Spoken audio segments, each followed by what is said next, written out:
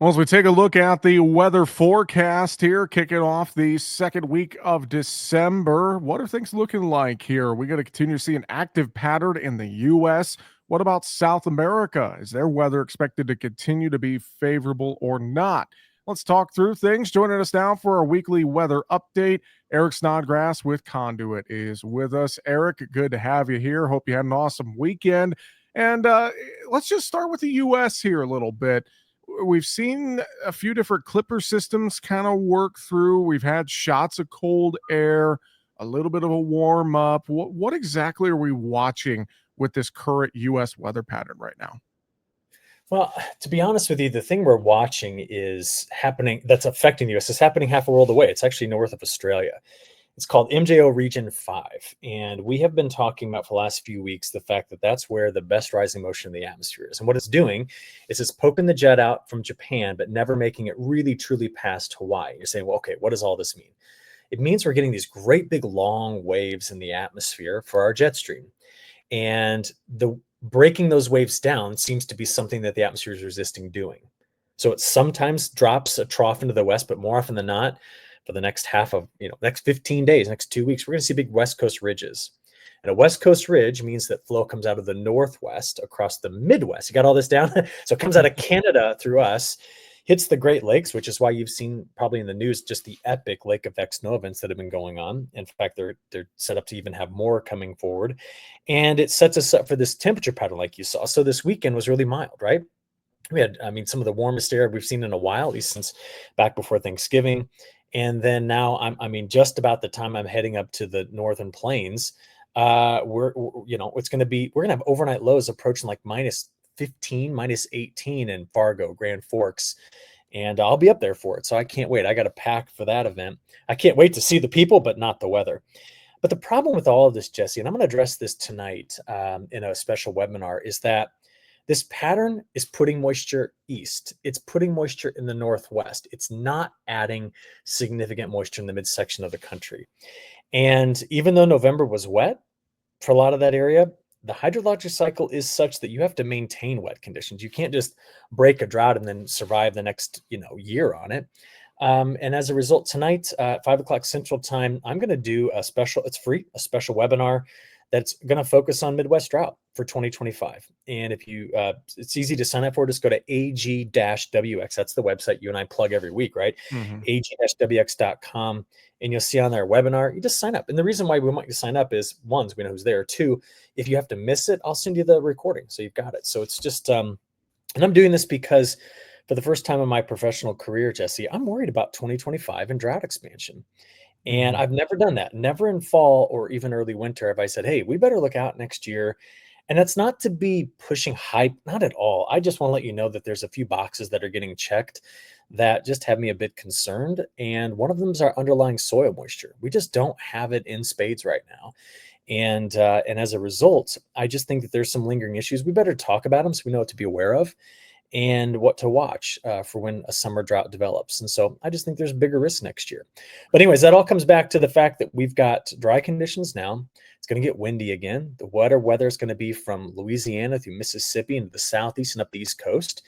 And I don't see a whole lot coming through here. Maybe a little bit of snow showers that come in with this cold air, but that's just it. And we know that snow doesn't have much water in it. And most of the snow that gets to the ground this time of year sublimates or evaporates and goes back into the atmosphere.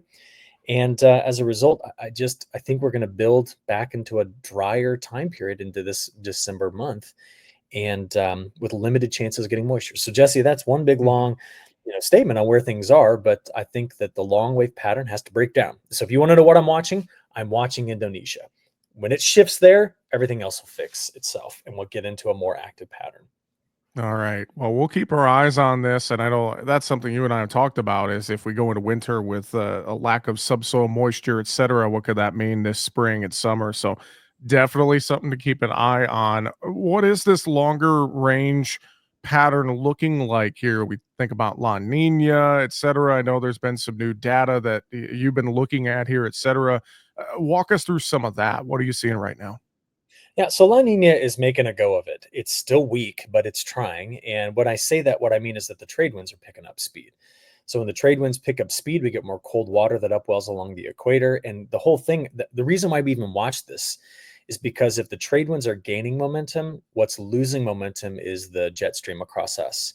So the jet stream becomes more wavy. And that's what's giving us the long waves in the atmosphere. That's what's giving us the frequent shots at colder air that are coming off that snowpack in the Canadian prairie, which we'll be living again later on this week.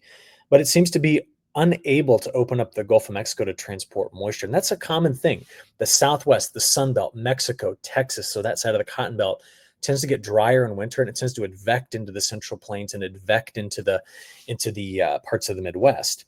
When La Ninas make a little bit of a go in early winter, we tend to be wetter from the Ohio Valley and east. We tend to be wetter in the Pacific Northwest. And really, we're seeing that in the pattern right now. So you could say that even though this La Nina is weak, we're getting La Nina-like behavior out of the atmosphere.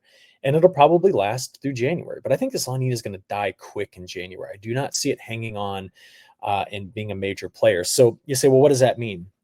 What that means is watch right now for drought to expand in the plains.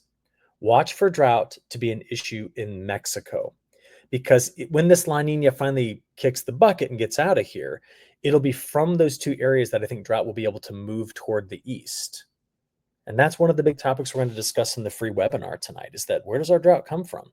If you're in the Midwest, you've got to watch either the southern plains or the northern plains. Those are the areas in which we kind of just bring it funneling in. At least that's what it's done in past major drought episodes. And on top of all of that, guess what? Those big long waves get stuck by the time you get into spring and summer. The pattern loses its momentum. You say, why? Well, all of the momentum is down in the tropics. And that's what's got me concerned. And that's why we're going to address that later on today, 5 o'clock Central Time, webinar free. Just go register on agweather.com. Let's talk South America. I know that we've been watching very favorable weather down there as of late, but you mentioned this to me before we went on the air that there are a couple dry pockets in Brazil that we should at least start paying attention to. Talk about this a little bit, Eric. Yeah, so if you're going to consume weather in South America, you got to get some geography lessons through your head. So you need to know about Mato Grosso. You need about Mato Grosso do Sul, Paraná. You need about Goiás. These are all what we call the center west to the center part of Brazil. Where's drought right now? Well, it's not in southern Brazil, Rio Grande do Sul. They just had big storms last week. It's in this northwest corner. There's a state called Rondônia. To be honest, 30 years ago, most of it was Amazon, but we've cut into it, and there's crop growing there. Then it's this state called Para. Para is north of Goiás, north of Tocantins, north of Mato Grosso. Again, not a major producing area, but drought there. And then there's this place called, I never know how to say this right, Jesse, but Minas Gerais, okay? I always think of the Minas as like, I don't know, I really like Lord of the Rings. So like there's Minas Tirith, in these places. Well, there's this location in the southeast. And if you look at all three of those spots combined, what are they worth? Maybe 10 to 15% of the total crop area. But there are three pockets of drought right now. So while it's not making a big splash, it's because drought's not in the center west. Drought's not in the main growing areas in the center and south. But we have to do the same thing I just told you we do in North America. If drought's going to come from somewhere, it's got to start somewhere. And over the next 15 days, man, the MJO being stuck in phase 5, which now I'll come back to it. It's over in Indonesia. We tend to just put drier conditions inside of that center west area, inside of the north central growing areas. And it's not a problem as long as it's not crazy hot. I don't see it getting really, really, really hot. No days where we're up above 40 C, which is over 100 Fahrenheit. But there's certainly something to be said that if the MJO does not move away from where it currently is, and we get stuck in a pattern in North America, they're going to get stuck in one in South America. And I think we could maybe by the time we get into January, I mean, I know it's a long ways away, but 3 weeks from now, we may be talking about some drought pressure building out of these marginal areas into more important growing areas for corn and soybeans. But today, I don't think the market cares. I really don't, until there actually is reports of some problems, because the good growing areas have had plenty of rain. And I think that means they've got time bought where they can continue to carry those good rainfall totals into the near-term future. And the uncertainty is a bit high, and if the drought expands. So yeah, Jesse, it's another Monday, and there's about 1,000 things I'm watching. And while we don't have a crop in the ground in the United States, certainly a lot of things could be playing with the winter weather pattern here, and then the South American summer pattern there that could affect markets going forward. And I think at some point, weather's going to be a more dominant factor in the markets. I think we got something to watch. We definitely do, and we'll keep tabs on it. Folks can go to agweather.com, ag-wx.com for more info, sign up for the webinar and future webinars and much more, agweather.com. Eric Snodgrass with Conduit, always good to talk with you, my friend. Have a great week. We'll talk to you next week. All right, sounds good.